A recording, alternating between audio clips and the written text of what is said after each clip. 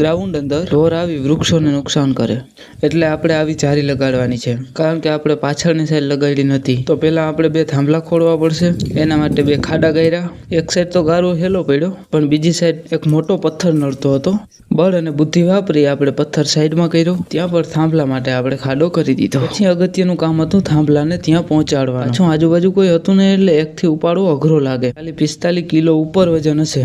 થાંભલાને જ્યાં ખોડવાનો હતો ત્યાં લઈ આવ્યા ઉપાડી અને વ્યવસ્થિત રીતે રાખી દીધા. અને પછી ખાડામાં પાણકા હિરખા રાખી દીધા. જો સિમેન્ટ નાખી તો મજબૂત બને એવું વિચાર્યું, એટલે પછી મેં કર્યું ગારિયું.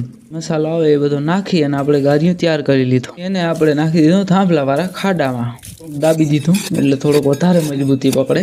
આ રીતના આપણે 2 થાંભલા ખોલી દીધા. પછી 2 દિવસ પછી આપણે બહુજની ટાઈટ જારી બાંધી દીધી. હવે ગ્રાઉન્ડમાં ઢોર ના આવી શકે. સારો લાગ્યો હોય તો લાઈક કરી દેજો. મળીએ કાલ પાછા નવા વિડીયો સાથે.